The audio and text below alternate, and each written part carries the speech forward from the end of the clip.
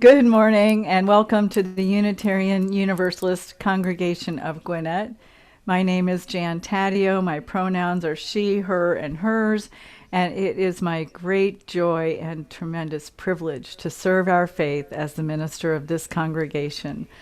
I am so glad you are here with us this morning. I'm so grateful that we have the technology to be together during this challenging time. And if you have a chalice or a candle available that you want to light when we light our chalice in a few minutes, have that ready. Excuse me. We arrive from many places and many life experiences as we gather in this cherished space to recall our true selves, reflect on the meaning of our lives, and explore questions of ultimacy together. We are people who are new to Unitarian Universalism and people who are lifelong Unitarian Universalists. We are people of many religious beliefs and spiritual practices. We affirm and promote the responsible search for truth and meaning. We are people of many genders, sexualities, ethnicities, origins, ages, shapes, sizes, and expressions of our true selves. We affirm and promote the inherent dignity and worth of every person. We are people of all ages and family structures, and we each bring gifts, talents, and passions that serve to affirm and promote communities with peace, liberty, and justice for all. We are people of covenant who engage with one another in ways that promote and affirm justice, equity, and compassion in human relations. We are people who care deeply for our planet and understand we are inextricably and profoundly connected with the web of all existence. We are people who welcome all who are seeking a community of faith that welcomes your whole self, all that you were, all that you are, all that you yearn to be. And you are just where you should be, in a room full of compassionate and thoughtful Unitarian Universalists, ready to meet you where you are. You are welcome here. You are home. And if you are a newcomer with us this morning, we hope that you will indeed find your spiritual home here with us. We are becoming a radically welcoming sanctuary in a green space. We foster spiritual growth as we joyfully nurture connections and community within our walls and beyond. If this is your first time here with us, I encourage you to join us several times to experience a fuller flavor of this congregation and this faith tradition.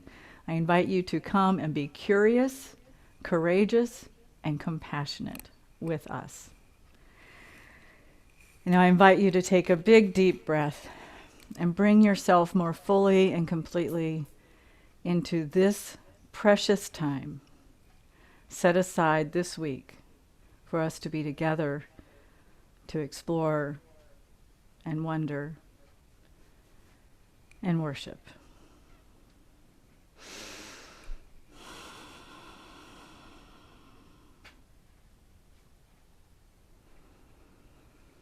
As sound vibrates through us and around us, may we be reminded how profoundly and inextricably interconnected we are with one another, with all our neighbors, with all the creatures on this earth, all life on this planet, and all the stars in the cosmos. We are one.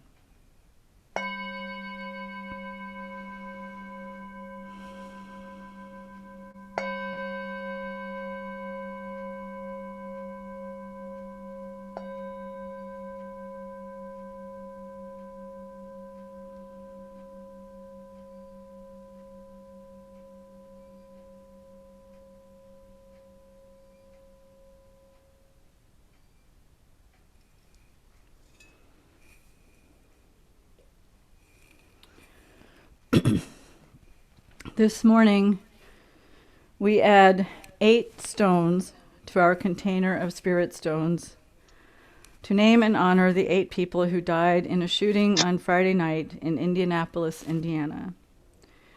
As we say their names, we send forth healing energy to all their beloveds who are grieving, and remembering their loved ones. And we send healing energy to the Sikh community that included 4 of those who were killed. Samaria Blackwell, age 19. Carly Smith, age 19. Matthew R. Alexander, age 32.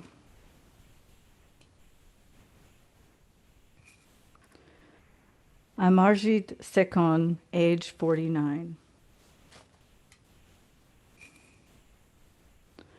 Jasvinder Kaur, age 50.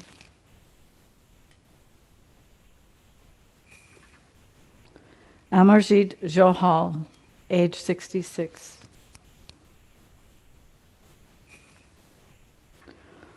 Jaswinder Singh, age 70. John Weissert, age 74.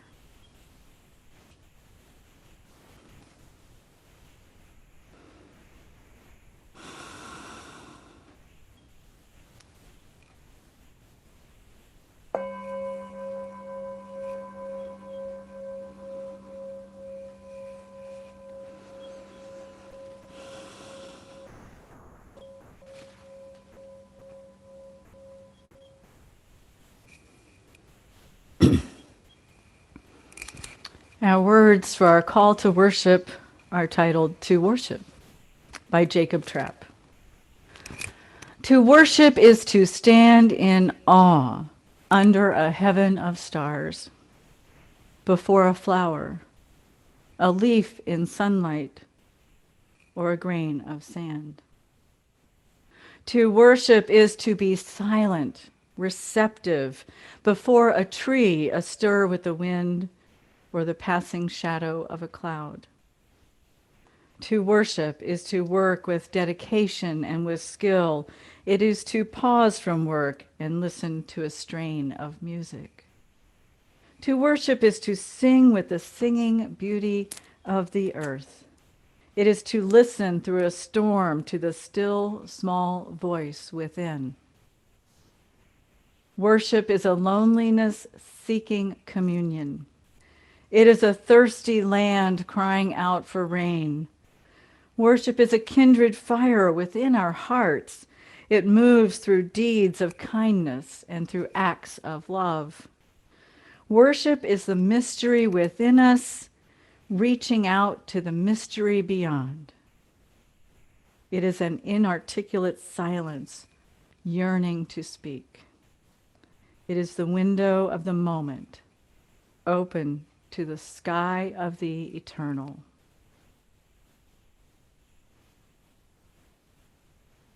And now we light our chalice with these words from Scott Taylor, titled In Honor of First Steps.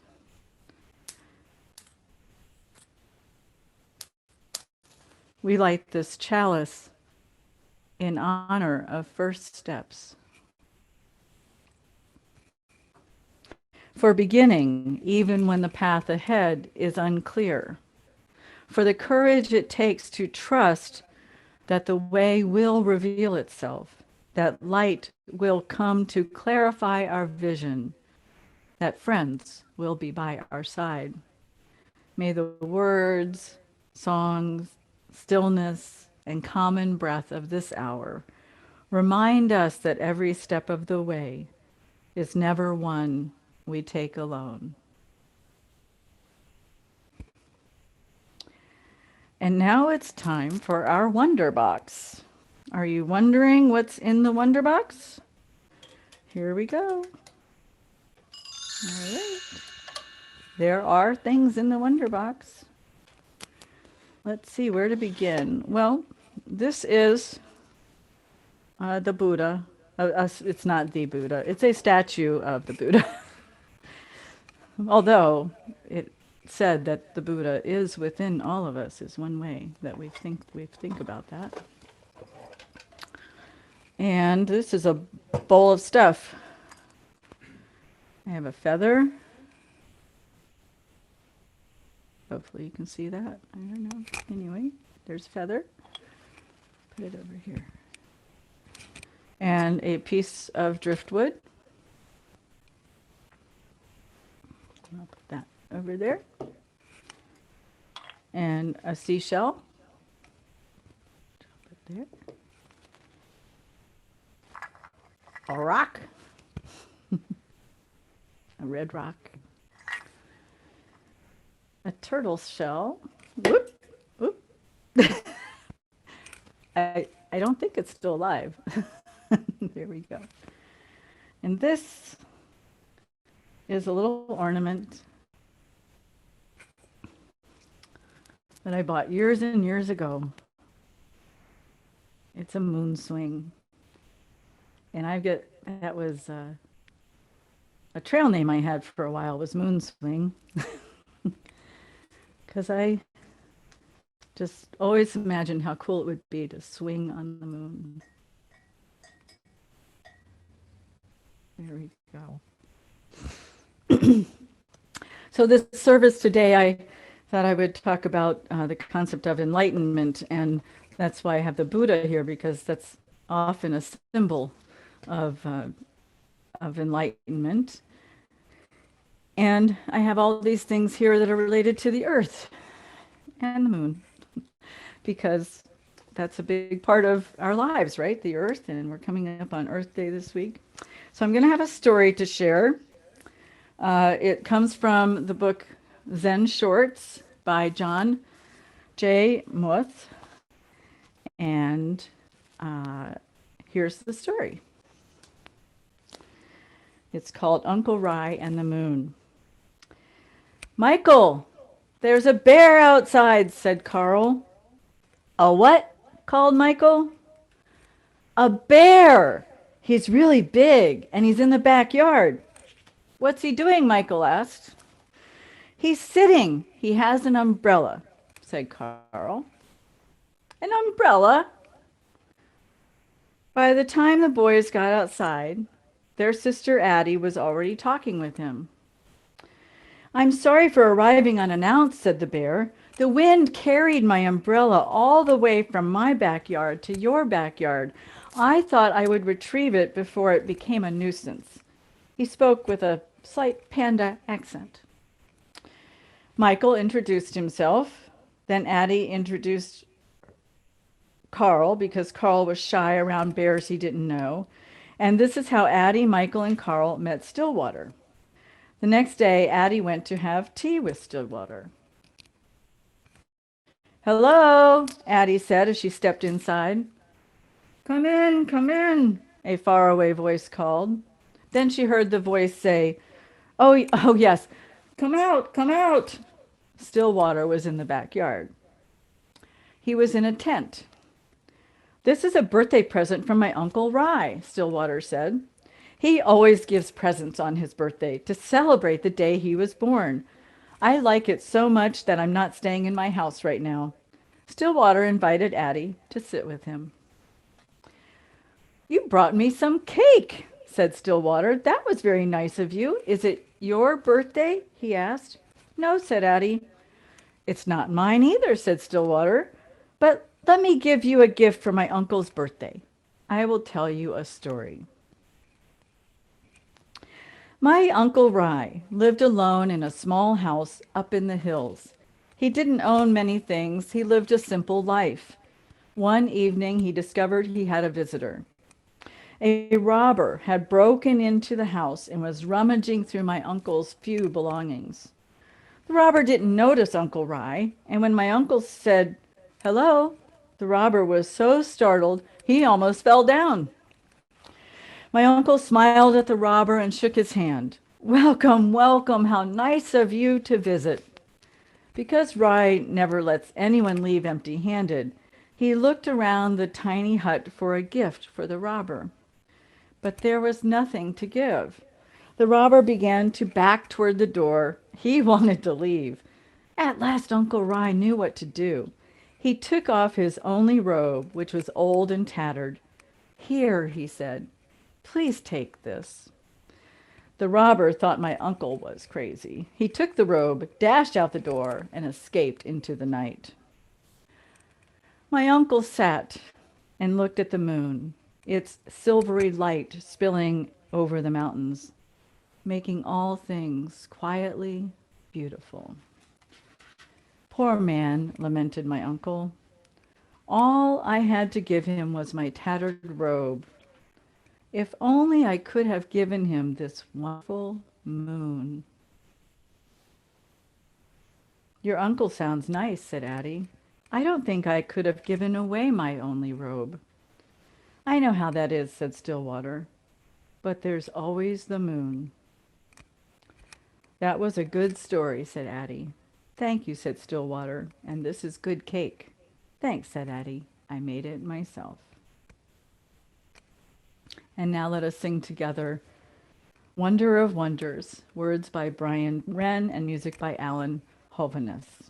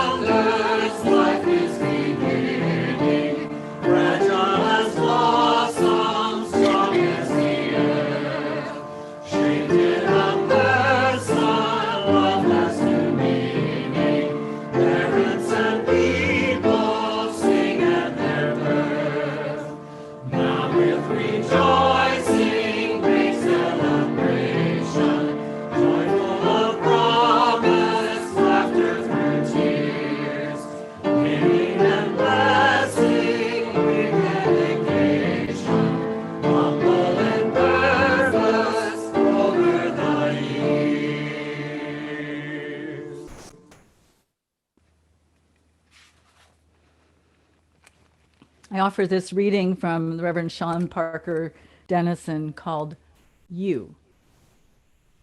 You are the lion and the forest floor. You are where they touch. You are the orb weaver and the rain. You are the angle of the light, the glimmer. You are the athlete and the injury.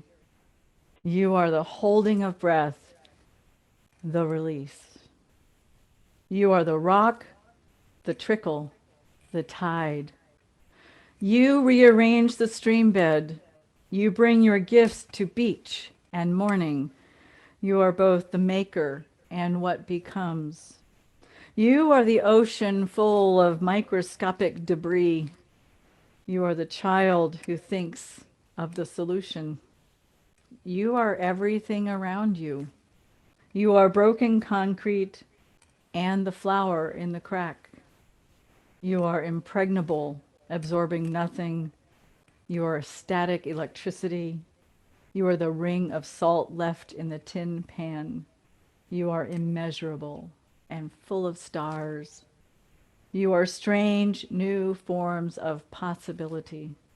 You are the fuel turned to ash in ancient fire. You are sweetness desired and forbidden. You are strength that endures, transforms. You are flesh. You are more or less. You are these words just before I speak them. You are nothing. You are all.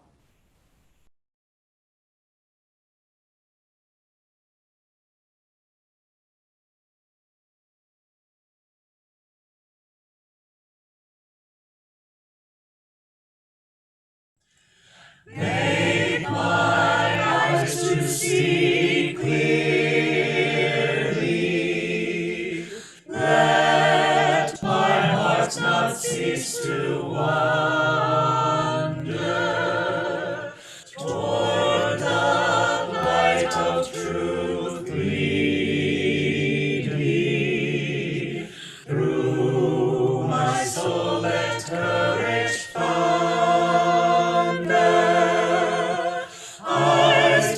see clearly, hearts to wander, light of truth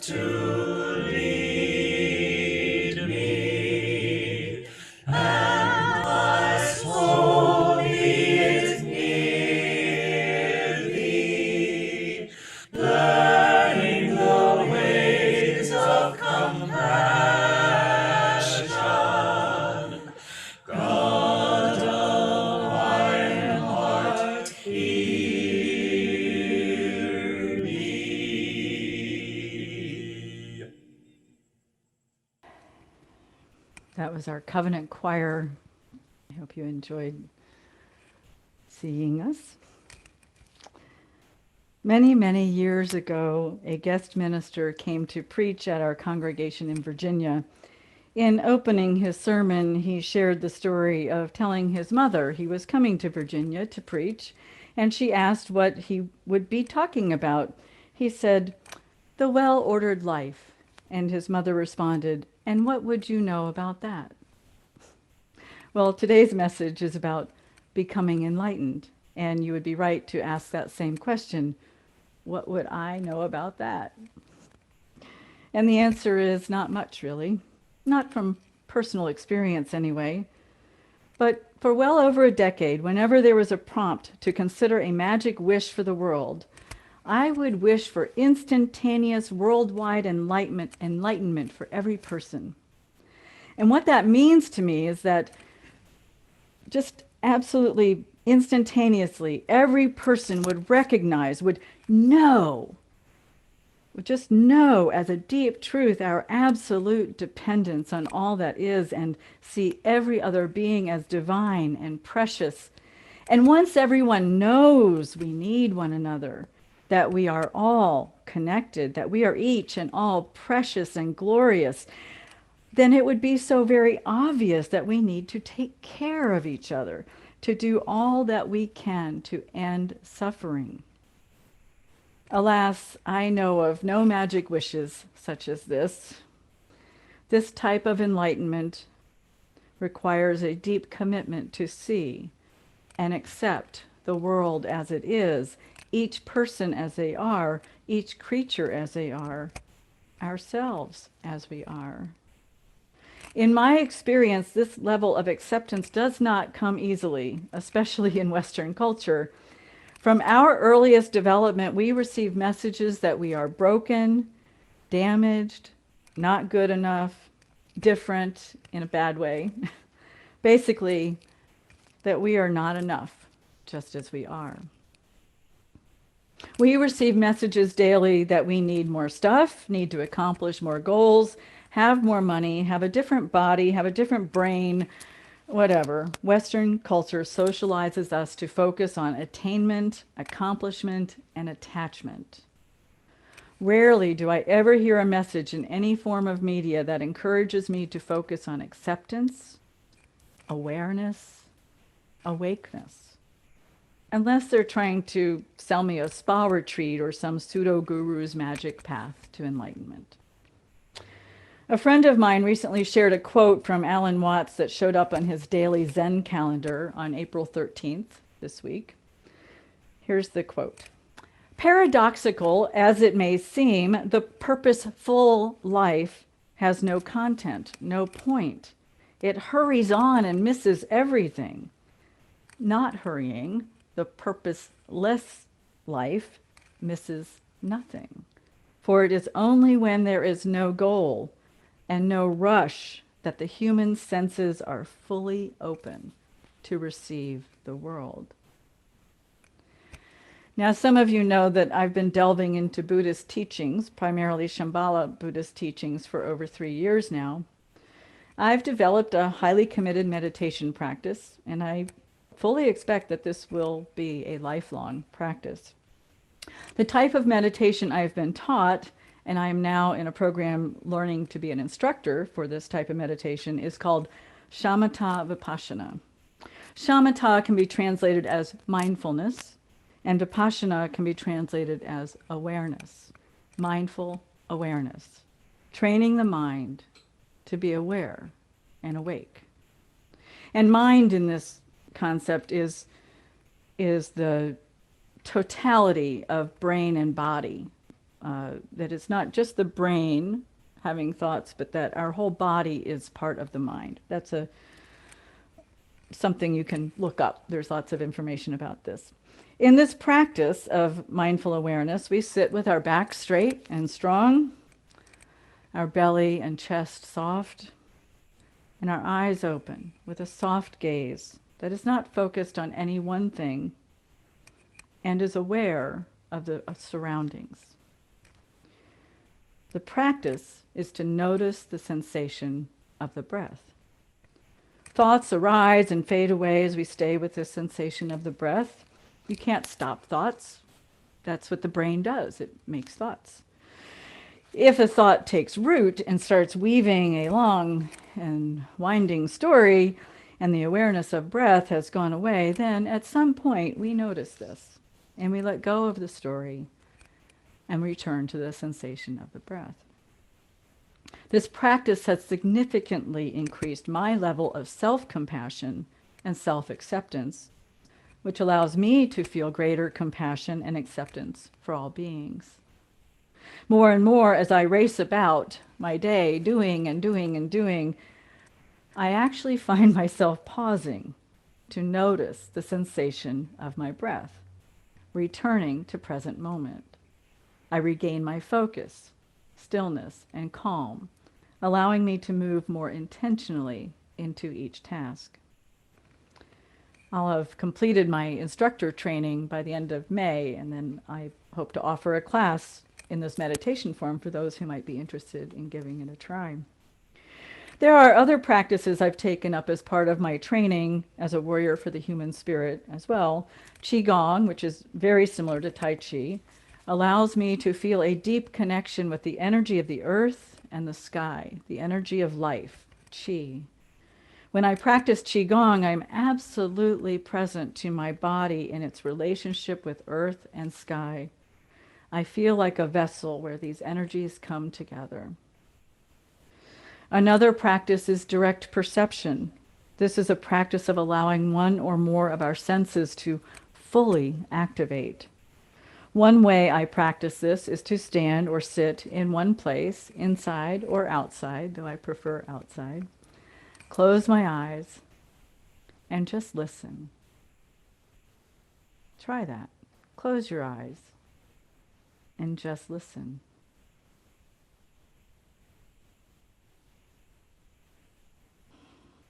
The mind, the brain, will want to interpret everything you hear, label, judge, categorize, and so forth.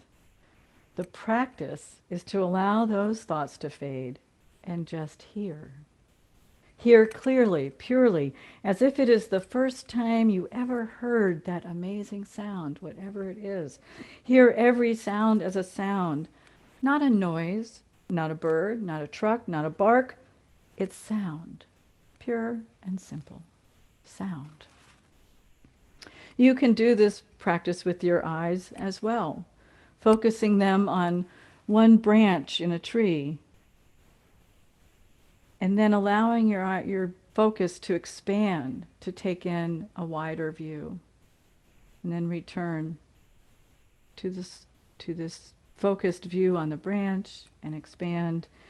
And it just helps us to really take in and develop a sense of awe, really, of all that's around us. Honing my senses of smell, touch, taste, hearing, and seeing has awakened other senses and a deeper sense of connection with and appreciation for all that is, as it is.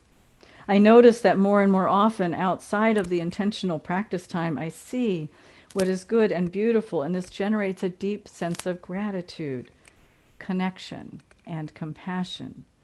Eventually, the practice time will be indistinct from any other time. Compassion is what this all comes down to for me.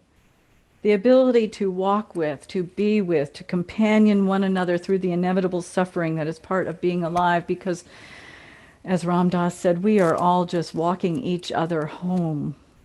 These practices help me to attune to the humanity of each and every person I encounter. Not always perfectly, but when I'm tuned in, seeing each person as a beloved, if not my beloved, someone's beloved. My eyes see more clearly and my heart wonders, what is their story, their pain, their joy? Each person shaped from love, a larger love, a love so large that no one, not one person, is left out. I think becoming enlightened would be an experience like the words I shared from Sean Dennison Parker a few moments ago, in which we see each and every soul as connected with all that is. That's what I think his words mean. You are the lion and the forest floor. You are where they touch.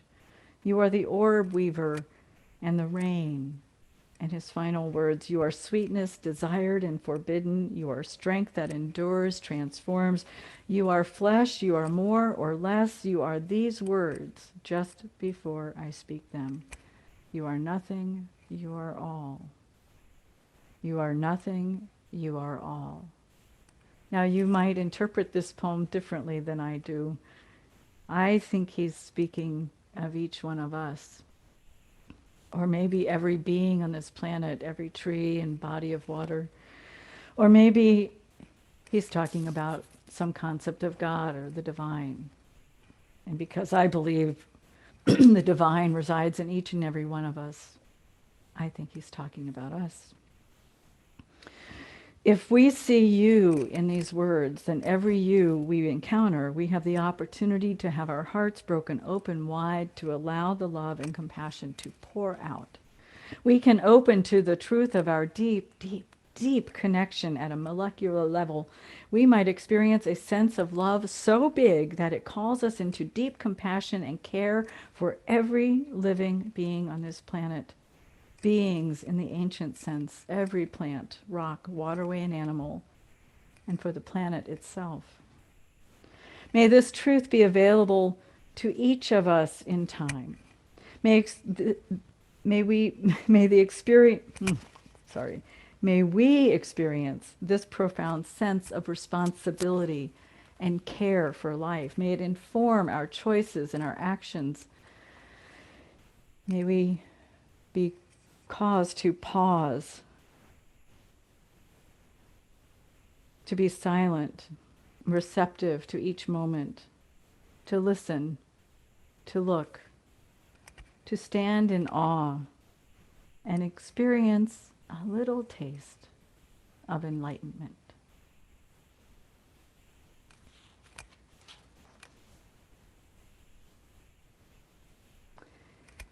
Here in this congregation, we strive to create a model of beloved community.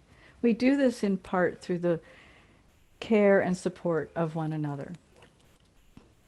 We each arrive here holding joys and sorrows, triumphs and disappointments. We set aside time in this communal space to honor that which we each carry on our hearts, to celebrate together and to grieve together. If you would like your joy or sorrow shared aloud in the service, please share it in the chat space on Zoom, and our pastoral care associate, Rob Cole, will read them aloud as I light a candle of compassion to lift your joy or sorrow into the collective consciousness. Before we begin sharing, I invite us to enter into a time of silent reflection, to create a container of compassion, to hold our joys and our sorrows.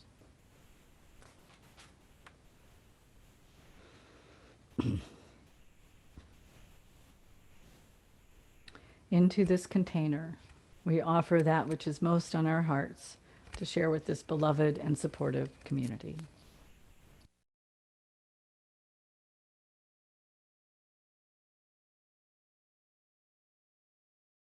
The last candle was for those joys and sorrows held in the sanctuary of the heart, and I ask that we all hold one another with loving kindness and compassion. May it be so. Now, during this pandemic, our Yarns from the Heart Care Shawl Ministry team has been busy. This morning, we will bless many new care shawls and many very special blankets. These small white and cream-colored blankets are about 12 by 12, were requested by one of our members, Sandy O'Toole, who serves as a labor and delivery nurse. The hospital's bereavement coordinator requested these small blankets for their fetal death babies.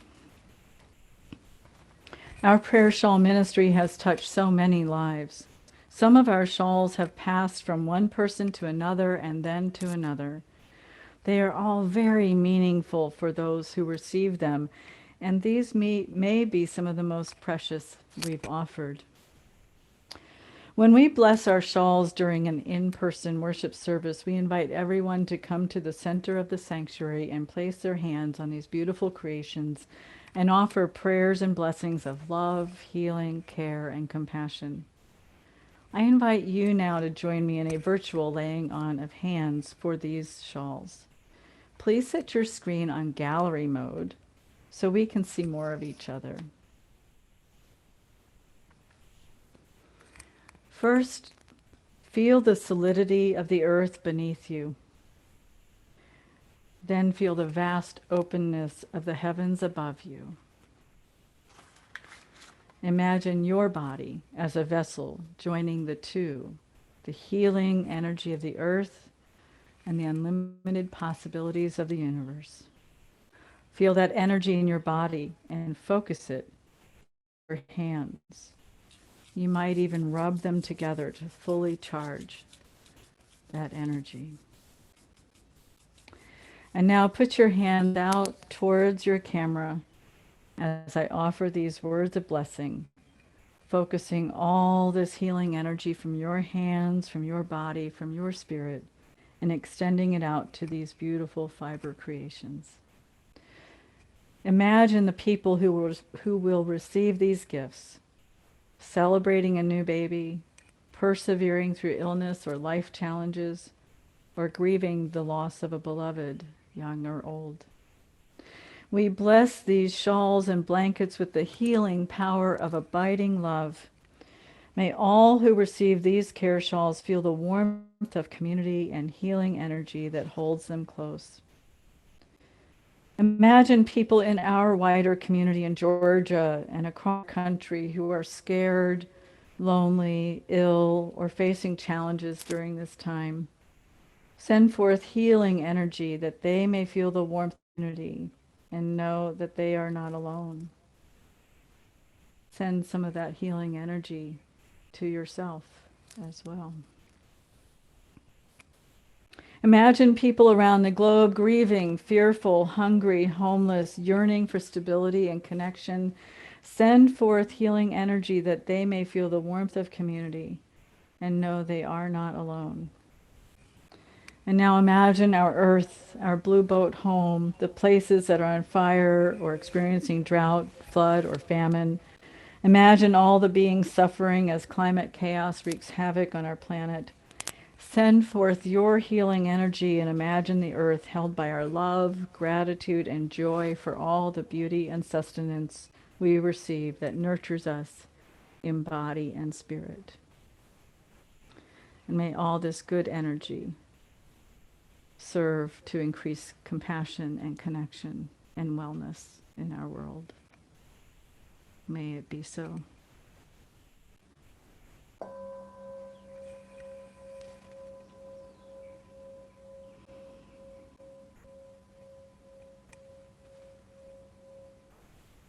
Now let us sing together Spirit of Life by Carolyn McDade.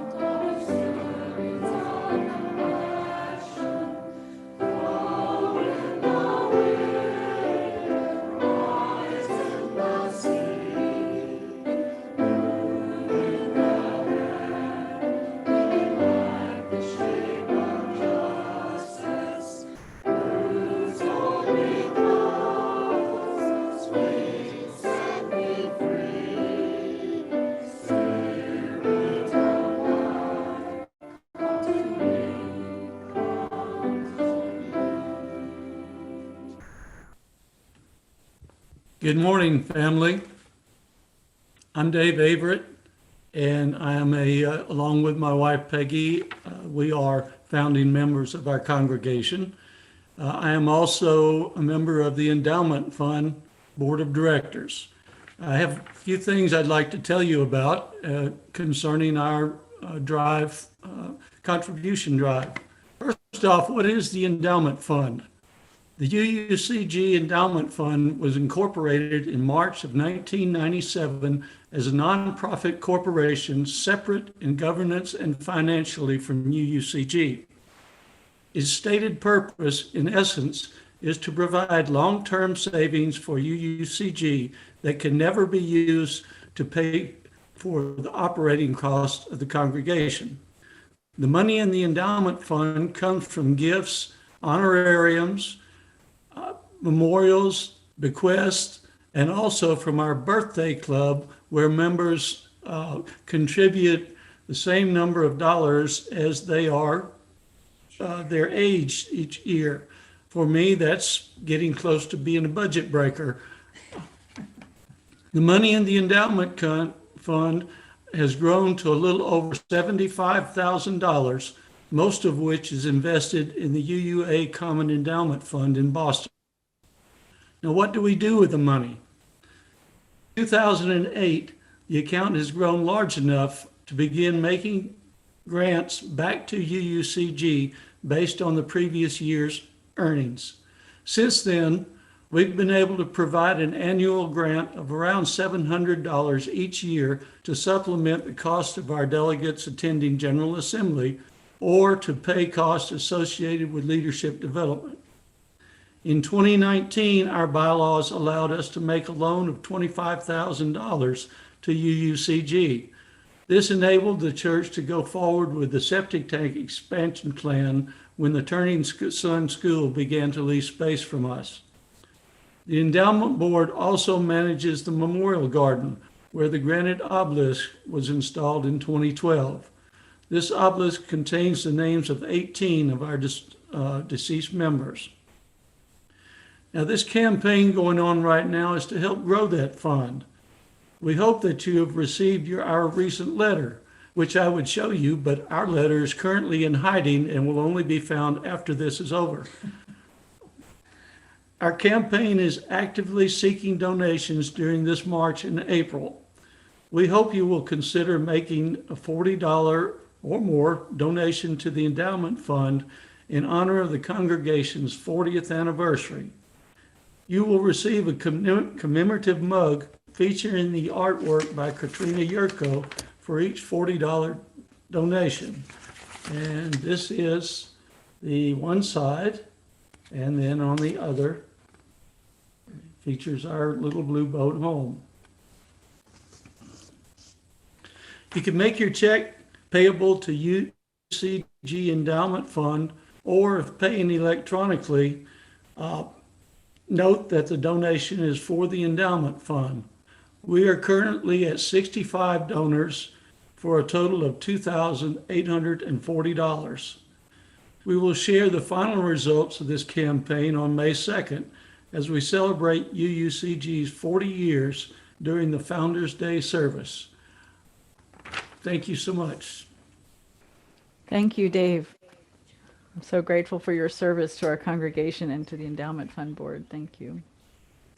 Our congregation is committed to creating a more compassionate world, and to this end, each quarter we split our plate collection with an organization nominated by people in the congregation and selected by our Give Away the Plate committee. Today I'm going to fix this. Okay. Our second quarter plate recipient was nominated by Peggy Averett. It's the PATH Project, a Gwinnett-based organization. And this is a little bit about what they do from their website. There are multiple challenges facing children growing up in mobile home parks, but the most pressing challenge is the high school dropout rate. In mobile home parks, there is often a culture of it's okay to drop out of high school. We can end this with strong, positive relationships and education, and this is what PATH Project does. At their community centers, they offer programs that are designed using research-based best practices and are led by certified teachers and youth development specialists who serve alongside incredible volunteers. Through partnerships with park owners, schools, businesses, churches, parents, and other nonprofits, they're able to offer on-site programs. Our plate contributions also support the shared ministry of this congregation, so I ask that you please give generously to support this really important ministry in our wider community, as well as the vision and mission of this congregation. As we listen to a recording of our pianist, Brian Bishop, playing Maple Leaf Rag by Scott Joplin, you will see on the screen ways to contribute to our offering via Venmo or by mailing a check payable to the address shown. Remember to indicate it on your check or your PayPal or Venmo contribution, whether it's for the endowment fund, for the plate, or for your pledge, or for the minister's discretionary fund. If you are worshiping with us for the first time, your presence here today is a generous to this community. You may choose to let the plate pass. The offering will now be most gratefully received.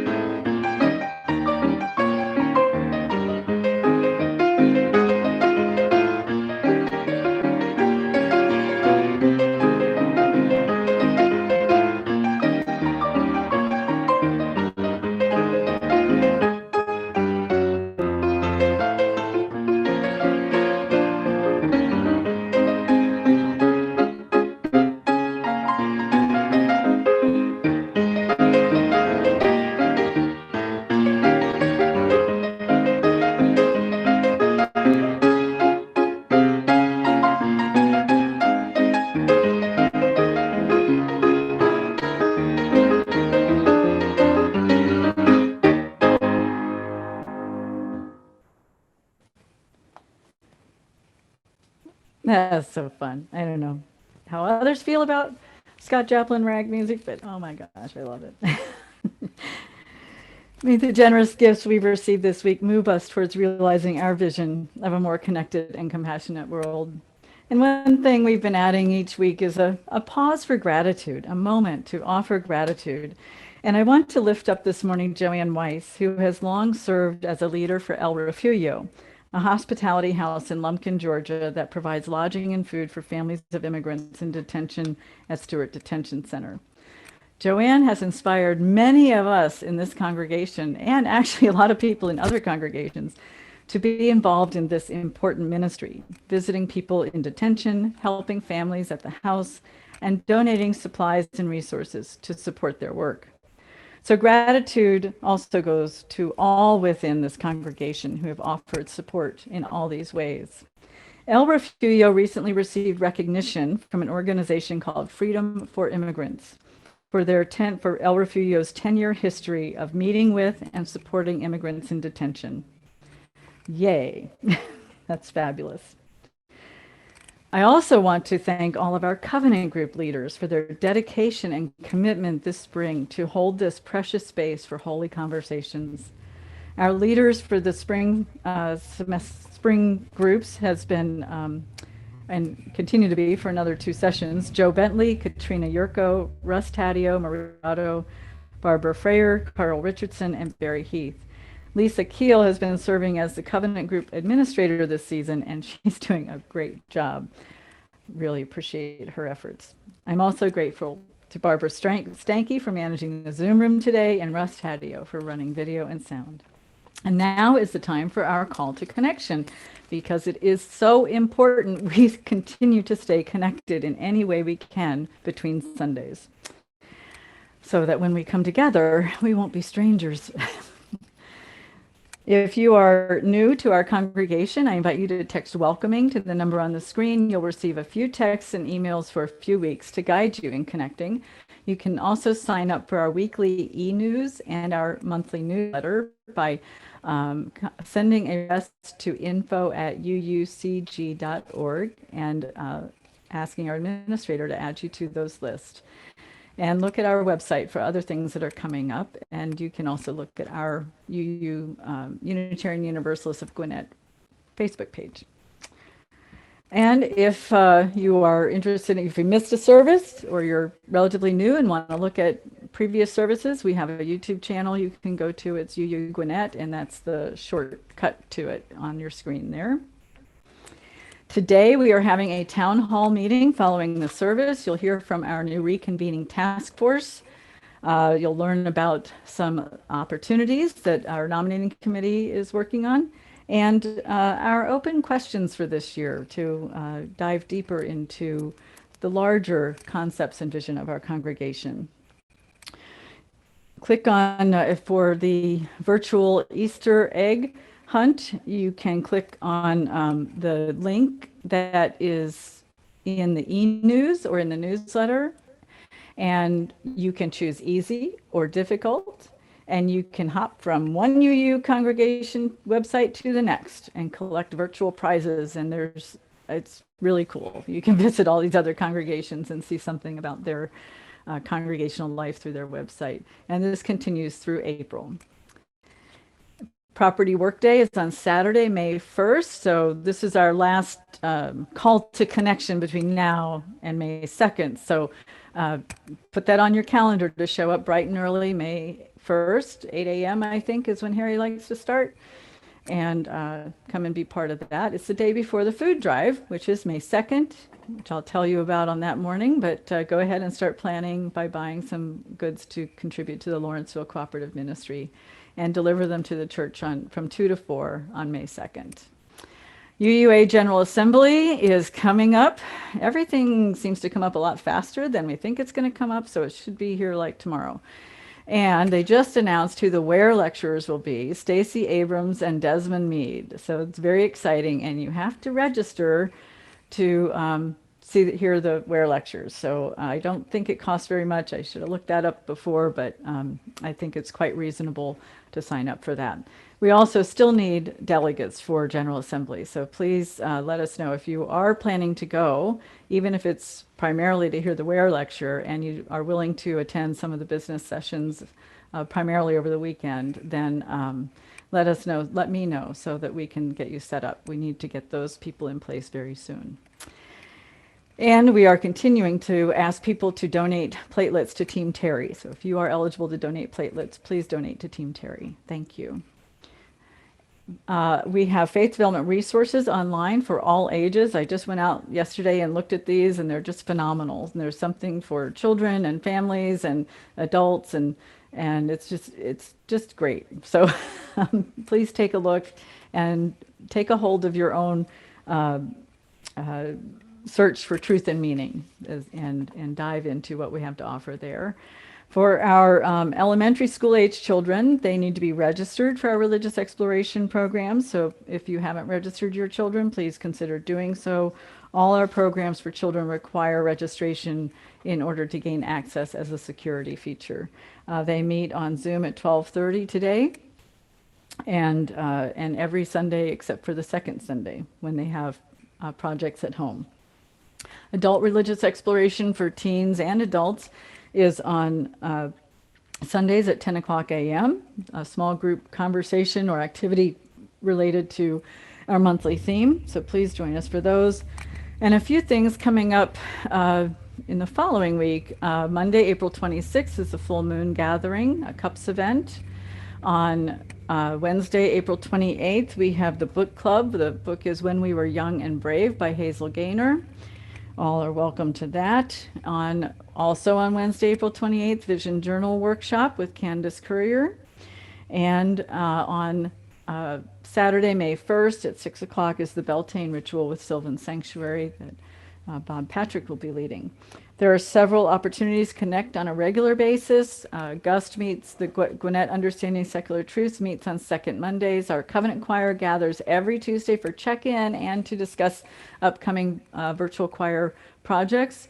Our Yarns from the Heart group meets the first and third Wednesdays for everyone who's involved in some kind of fiber art. Courageous Coffee House every Thursday from 6 to 8. Women's Spirituality on second Fridays. Belief Exploration second Sundays. And Exploring Tarot with Sherry 5 o'clock on Sundays. So please, there's lots of ways to connect. Please do so. I know you're getting a little Zoom fatigue, and I advise you when you're on Zoom, you can find the setting to hide your self view. Don't stare at the camera all the time. And remember, you can look away and do things, and maybe set yourself a little further from the screen so that you're not right up in everyone's face. Those are ways to kind of minimize your Zoom fatigue. And I thank you, Dave, and everyone on the Endowment Fund Board for their contributions of insights and requesting and supporting us in growing our endowment. Thank you so much. I hope that we can just get everybody to donate something, anything. It doesn't have to be 40, it could be 4. It doesn't have to be 40, it could be 4,000. Whatever you got, just send it in and continue those birthday donations as well. We want to have all these contributions in before May 2nd so we can announce how generous everyone has been. And I will be on leave, a vacation from April 19th to the 29th. The pastoral care team will be my backup. So if you need any emotional or spiritual confidential support, please call them. If it's an urgent situation, they know how to reach me. And since I'm gone next Sunday, we are going to worship on the UUCG worship link. And what we will be doing is streaming the UU Ministry for the Earth Day service, Pathways to Healing and Regeneration. It is a fabulous service. There's great music, inspiring messages, and I think you're going to love it. So join us next Sunday for this really wonderful Earth Day service. And now let us rise in spirit as we say together the words we say as we extinguish our chalice, followed by our closing song, Blue Boat Home, with words from Peter Mayer, put to music by Roland Hugh Pritchard.